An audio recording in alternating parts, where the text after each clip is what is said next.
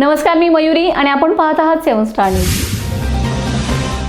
नियामक आयोगाने आपला मूळ आदेश कायम ठेवत वीज ग्राहकांना न्याय द्यावा अशी एकमुखी मागणी पुणे येथील जाहीर सुनावणीत वीज ग्राहक प्रतिनिधींनी केली.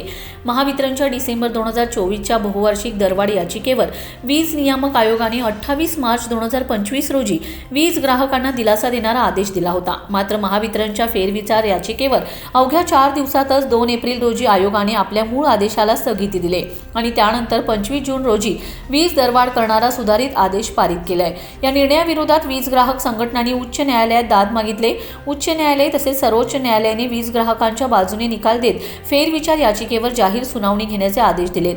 त्याच अनुषंगाने पुणे येथील काउन्सिल हॉलमध्ये झालेल्या जाहीर सुनावणीत विटा यंत्रमाग संघाचे अध्यक्ष किरण तारळेकर यांनी राज्यातील 20 लाख यंत्रमाग धारकांच्या वतीने भूमिका मांडली. यावेळी आमदार सतेज पाटील, आमदार अरुण लाड, माजी आमदार संजय घाटगे यांच्यासह विविध उद्योग, व्यापारी, कृषी आणि घरगुती सुमारे 300 वीज ग्राहकांनी प्रत्यक्ष उपस्थित राहून 25 जूनच्या दरवाढ आदेशाला विरोध दर्शवलाय. उद्योग व व्यापारी वीज दर देशात सर्वाधिक असून त्यामुळे उद्योग स्थलांतरित होत असल्याची चिंता व्यक्त करत नियामक आयोगाने 25 जूनचा आदेश रद्द करून 28 मार्चचा मूळ आदेश कायम ठेवावा अशी ठाम मागणी करण्यात आली. नमस्कार सर, मी राज्यातल्या यंत्रमाग धारकांच्या वतीनं या ठिकाणी महावितरणनं जो वीज दर प्रस्ताव सादर केलेला आहे आणि त्याच्यावर जी फेरविचार याचिका दाखल केलेली आहे त्याच्या बाबतीमधलं राज्यातल्या यंत्रमाग धारकांचं म्हणणं या ठिकाणी सादर करण्यासाठी उपस्थित आहे. सर, सुरुवातीला या ठिकाणी मी नमूद करू इच्छितो की महावितरणनं जो सुरुवातीला प्रस्ताव दाखल केलेला होता त्या दाखल केलेल्या प्रस्तावावर माननीय आयोगानं 28 मार्चला जो आदेश दिला आणि आम्हा सगळ्यालाच आश्चर्य असं वाटतं की 2 एप्रिलला आपल्याच आदेशाला आयोगानं स्थगिती कशाच्या आधारे दिली.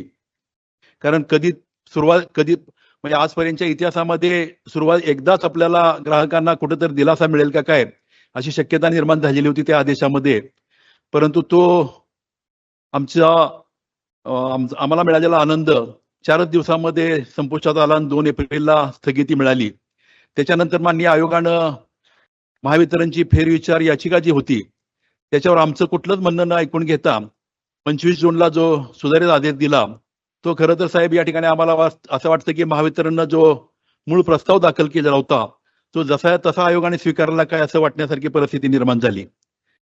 तर या सगळ्या पार्श्वभूमीवर मी आमच्या राज्यातल्या यंत्रमाग धारकांच्या वतीनं या ठिकाणी एक छोटं थोडक्यामध्ये म्हणणं असं मांडू इच्छितो की सर, महावितरणनं जो प्रस्ताव दाखल केलेला आहे त्यामध्ये गळती लपवलेली आहे आणि आपला जो मूळ आदेश होता त्यामध्ये देखील आपण त्या अतिरिक्त गळतीवर बोट ठेवलेलं होतं.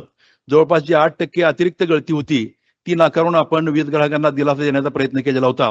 तर आमचं या ठिकाणी आग्रहाची मागणी राहील की गळतीच्या बाबतीमध्ये या ठिकाणी आपण पुन्हा एकदा कठोर काही निर्णय घ्यावेत आणि राज्यातील उद्योग क्षेत्राला आणि यंत्रमाग धारकांना दिलासा द्यायचा प्रयत्न करावा. त्याबरोबरीने सर, यंत्रमाग व्यवसायाच्या बाबतीमध्ये बोलायचं झालं तर राज्यामध्ये जवळपास 20 लाख यंत्रमाग धारक आहेत. प्रचंड मोठा रोजगार त्यातून निर्माण होतोय. गेल्या अनेक वर्षापासून अनेक वेगवेगळ्या कारणांच्यामुळं हा यंत्रमाग व्यवसाय नामशेष होतोय का अशी परिस्थिती आहे. अशा परिस्थितीमध्ये सातत्यानं वाढणारे वीज दर हा खूप मोठा अडचणीचा विषय या ठिकाणी या व्यवसायासमोर उभा ठाकलेला आहे. अशा वेळेला आपण या ठिकाणी जो 25 मार्च रोजी जो आदेश दिलेला आहे तो आदेश निश्चित करावा अशी आमची सगळ्यांची त्या बाबतीमध्ये मागणी आहे.